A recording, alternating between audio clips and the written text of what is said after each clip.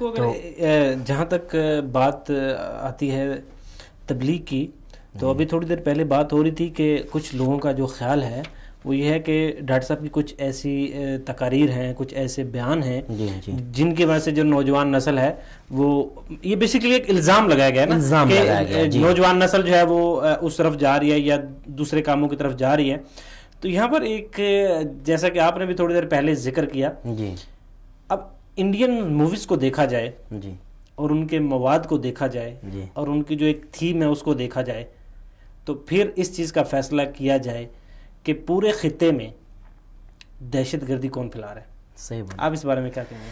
ہاں، یہ بہت اہم پوائنٹ ہے. ہم جس پوائنٹ پہ بات کر رہے تھے کہ ڈاکٹر ذاکر نائک کے اس چینلز پہ پابندی کیوں لگی اور جو الزامات ان کے اوپر دیا جا رہا ہے دہشت گردی کے متعلق، تو سب سے پہلے تو میں یہ بات واضح کرنا چاہتا ہوں کہ دہشت گردی اگر بے گناہ انسان کو قتل کرنا ہے تو اسلام اس کے بارے میں صاف الفاظ سے کہتے ہیں.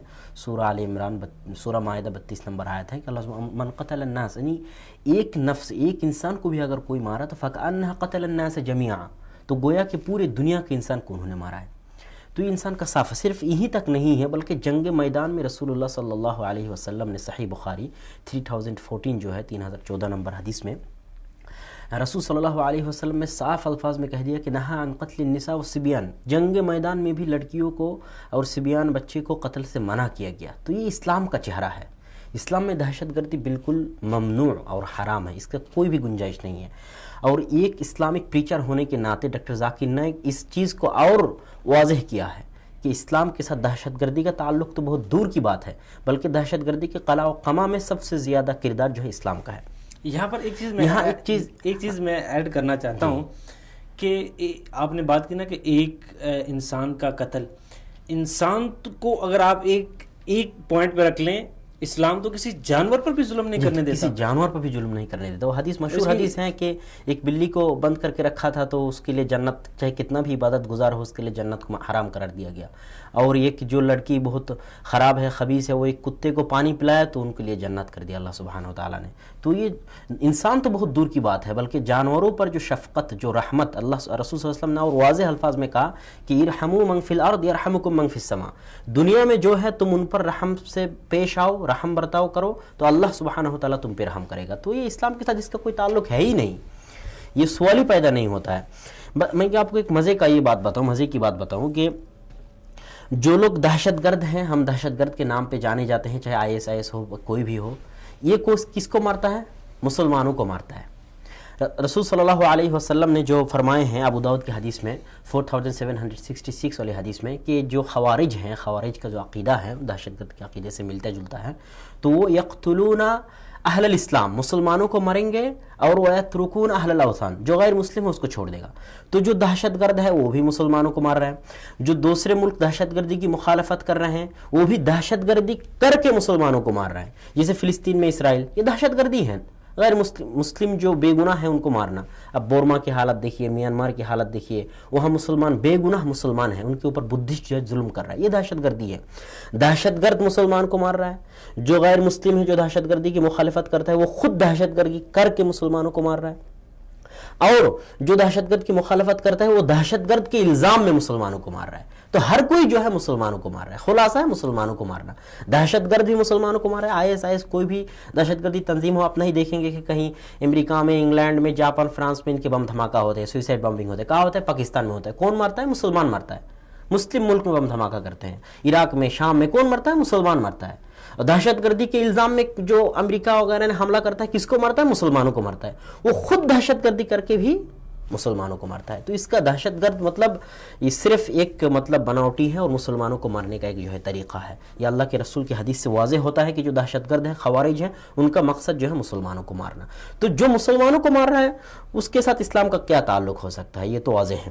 اور میں ڈاکٹر ذاکر نائک کی اوپر جو پابندی لگائی گئی اس کے حوالے سے میں یہ پوچھنا چاہتا ہوں، مطلب یہ واضح سوال ذہن میں آتا ہے کہ آج 25 سال سے ڈاکٹر ذاکر نائک دین کا کام کر رہے ہیں، دعوت کا کام کر رہے ہیں پورے دنیا میں، نہ کہ صرف ہندوستان میں. تو آج 25 سال سے تمہیں نظر نہیں آیا کہ ڈاکٹر ذاکر نائک دہشت گرد ہے؟ آج تمہیں نظر آیا؟ اور ڈاکٹر ذاکر نائک کو کتنے انٹرنیشنل ایوارڈ ملے ہیں؟ عرب امارات سے پرسنالٹی، انٹرنیشنل اسلامک پرسنالٹی کی ایوارڈ ملا ہے. سعودی عرب سے کنگ فیصل کا جو ایوارڈ ہے وہ ملا ہے. تو یہ لوگ اندھے ہیں؟ کسی دہشت گرد کو ایوارڈ دے دیے، کسی دہشت گرد کو پرائز دے دیے. اور صرف یہی تک بات محدود نہیں ہے، میں آپ کو یہ کہنا چاہتا ہوں کہ IRF جو ہے اسلامک ریسرچ فاؤنڈیشن، یہ ایک رجسٹرڈ فاؤنڈیشن ہے ہندوستان کا، ہندوستانی گورنمنٹ نے اس کو مطلب الاؤ کیا ہے، الاؤڈ رجسٹرڈ ہے۔ تو جب تم رجسٹرڈ کے لیے الاؤ کیا تو تمہیں پتہ نہیں تھا کہ ڈاکٹر ذاکر نائک دہشت گرد ہیں؟ ایک ہی دن میں ایک ہی رات میں ایک آدمی دہشت گرد بن سکتا ہے۔ اگر تم نے دہشت گرد جانتے ہوئے ان کو الاؤ کیا تو تم پہلے ذمہ دار ہیں، اور اگر یہ دہشت گرد نہیں ہے تو آج کیوں تم انہیں دہشت گرد کہہ رہے ہو؟ یہ بالکل واضح اور صاف ہیں۔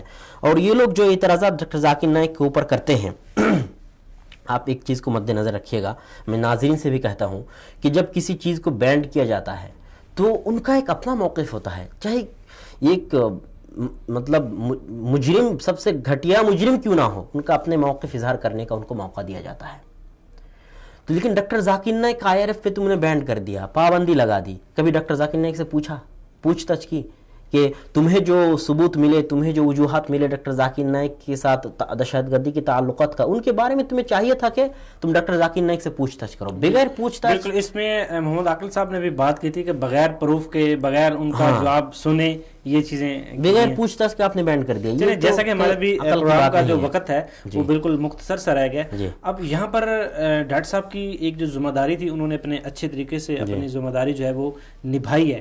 اب ہم پوری امت جو ہے، امت اسلامیہ جو ہے، اب اس میں ان کی ذمہ داری ہے، سب سے پہلی ذمہ داری تو ہے اتحاد کی۔ جی، سب سے پہلی ذمہ داری اتحاد کی۔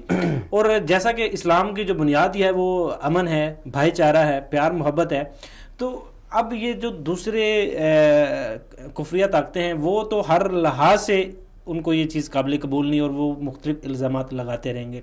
اب ہماری جو نوجوان نسل ہے، آپ کیا سمجھتے ہیں کہ ڈاکٹر ذاکر نائک صاحب ان کے سامنے ایک ایگزامپل ہے، اس ایگزامپل کو فالو کرتے ہوئے ان کو اتحاد امت میں، اور اسپیشلی جو اسلام کا جو دعوتی میدان ہے، اس میں کیا کردار ادا کرنا چاہیے؟ آپ نے بہت اہم پوائنٹ پوچھے ہیں، لیکن میں اس سے پہلے تھوڑا پیچھے والا جو ہے بات مختصر کر کے ختم کر دوں کہ اگر بے گناہ کو مارنا یہ دہشت گردی ہے، کسی کو دھمکی لگانا دہشت گردی ہے، تو میں یہ کہتا ہوں کہ ہندوستان میں کتنے دہشت گرد کی تنظیمیں ہیں، جیسے سادھوی پراچی نام کی ایک ہے، انہوں نے، آپ دیکھ سکتے ہیں کہ 14 جولائی 2016 کی انڈین ایکسپریس میں رپورٹ کہ سادھوی پراچی نے یہ دھمکی دی ہے جو ڈاکٹر ذاکر نائک کی سر قتل کر کے لائے گا اس کے لیے 50 لاکھ روپیہ کا انعام ہے۔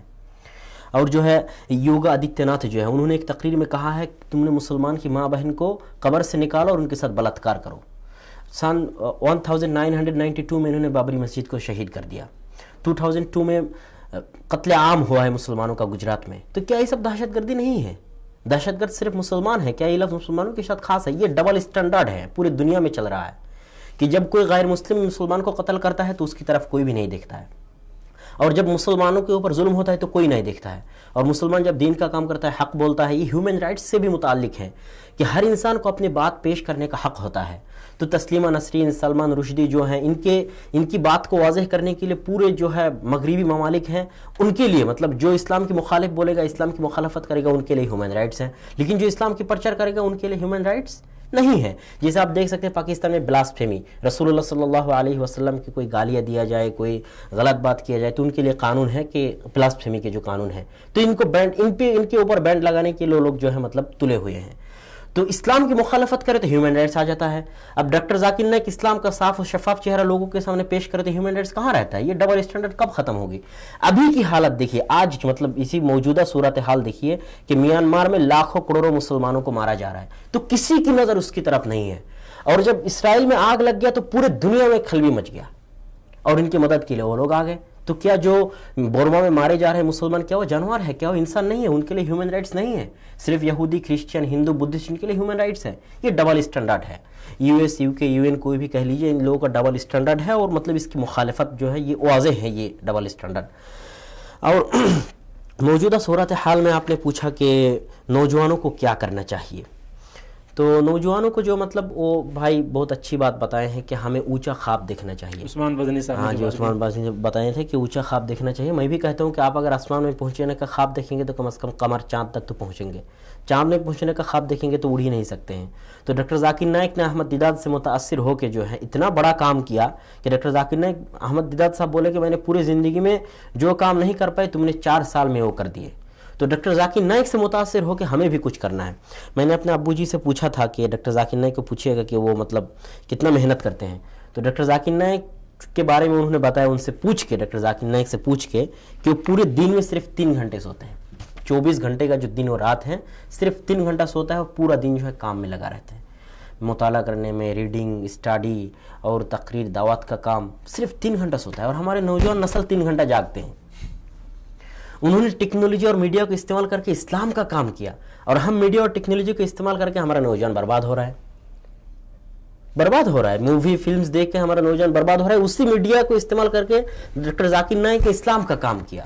تو نوجوانوں کو سوچنا چاہیے کہ ہمارا وقت جو ہے بہت قیمتی ہے، اور ڈاکٹر ذاکر نائک سے متاثر ہو کر ان سے آگے بڑھ کے کام کرنا چاہیے.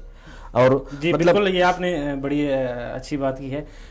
تو ناظرین، اس وقت ہمارے پروگرام کا جو وقت ہے وہ ختم ہوا چاہتا ہے، اور میں اپنے کال پہ جو معزز مہمان تھے جناب مفتی عدنان کاکا خیل صاحب، آپ کا بھی بہت مشکور ہوں، اور اس کے ساتھ محمد عاقل صاحب آپ کا بھی، اور عثمان بزمی صاحب آپ کا بھی بہت بہت شکریہ کہ آپ نے قیمتی وقت نکالا اور اپنی جو قیمتی باتیں ہیں وہ ناظرین تک پہنچائی.